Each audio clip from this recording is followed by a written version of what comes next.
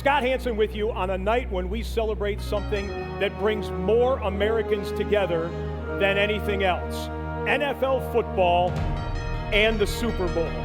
And here it is, ladies and gentlemen, the most coveted trophy in American team sports. 21 inches tall, it weighs 7 pounds of Tiffany's sterling silver. It defines the careers of the players and coaches that are able to win it. 6 days from right now, either the Seahawks or the Patriots will be hoisting this amidst the confetti. But before they battle for this trophy, we bring them together on stage in a moment of sportsmanship and unity.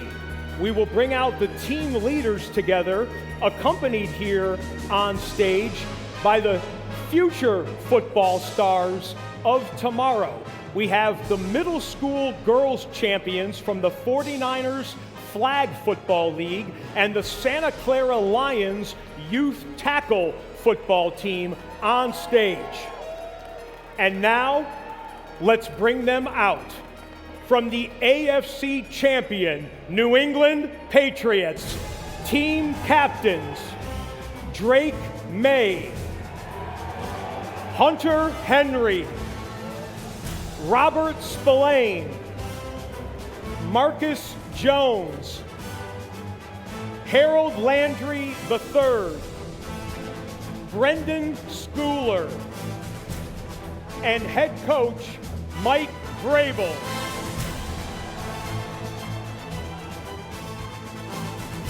And from the NFC champion, Seattle Seahawks, team captains Sam Darnold, Jackson Smith and Jigba, Devin Witherspoon, Brady Russell, Leonard Williams, Julian Love, and head coach Mike McDonald.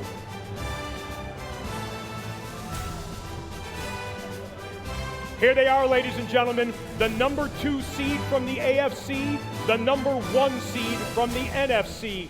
Teams that combined to win 35 total games, including the playoffs. What an NFL season it has been.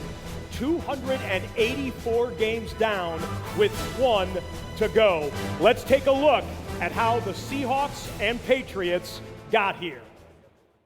This is the only time prior to Super Sunday where both teams will be in the same building at the same time. So we have to take advantage of this right now. I'm joined by the head coaches, Mike and Mike. The third Super Bowl in history that has been Mike versus Mike head coaches. Yeah, we do our research here. Coaches, one question for both of you, same question. How did you turn things around from a non-playoff year last year, a non-playoff year, 4-win year for the New England Patriots? What was required to get to this moment today, Coach? Well, it took the whole organization, and it's not just me or John or our players, but the whole staff, all the 12s out there. I think we got aligned, we had a vision about where we wanted to go, and then we stacked days and just abided by the process, trusted each other, loved each other up, and took it day by day, and here we are. Coach? I think for us it started with trying to put a program in place, like Mike says, with the people other than the players, that it's the operations, it's the training staff, it's the coaches, it's the personnel. And then when the players came in April, they started to believe in it, they started to see it. We got the right players in the building at the right time. But for me, it was about making a program, creating a program that these guys wanted to be proud of and wanted to protect. Coach Vrabel, back to you. I heard something fascinating this weekend that as the Super Bowl alternates home and away, AFC, NFC, you guys are actually the home team, which gives you the right to choose which jerseys to wear. And Coach is already laughing here. Your team leaders, I am told, chose to wear the white away jerseys. Tell me about that mentality. Well, I've always heard that white was slimming, so we went with the white ones. We have some guys that felt like the white was a little bit more slimming. But we have a great leadership council. Obviously, the captains that you just saw, and then 7 other players that we feel like help us make decisions and that can reach the locker room. I go to them for a lot of things, and they said, let's roll with the whites. The Patriots 9-0 on the road, never been done before in NFL history, including the playoffs. And Coach, last one for you. I'm about to talk to your quarterbacks here. You were in the quarterback market a year ago, basically at this time. Why was Sam Darnold the right man for this job to help this team get here? Well, I think it's one of those decisions, like I just referenced, it's everybody included. So it's all of our coaches that had a prior relationship with Sam, all of our personnel folks had done all their homework. And then once you figure it out and all the data comes together, it's like, man, this is our guy. This is the leader that we need, the type of person that he is. And it's the same guy every day, competitor, ball player, and obviously an awesome skill set, and ultimately a winner. And it became pretty easy that he was going to be our quarterback. Ladies and gentlemen, your Super Bowl head coaches and finalists for NFL Coach of the Year this season. Mike and Mike, have a great week. Have a great game on Sunday. Thank you. Stand by. Let's turn to the quarterbacks right now. The big fellas here. The third pick in the draft 2 years ago. The third pick in the draft 8 years ago. And I say that in your bio because when you're a top 5 quarterback selection, you're expected to be playing for championships. But Drake, nobody expects a 23-year-old quarterback to get to this point. How have you been able to block out the noise, the attention, the accolades, the Tom Brady comparisons and all of that to focus on the job and get your team here? Yeah, just worry about what my coaches and teammates think. Credit to them. Can do with my teammates. What a nation we have with Pats Nation. The New England area. What a great sports city, great sports area. I feel like we have the best fans out there.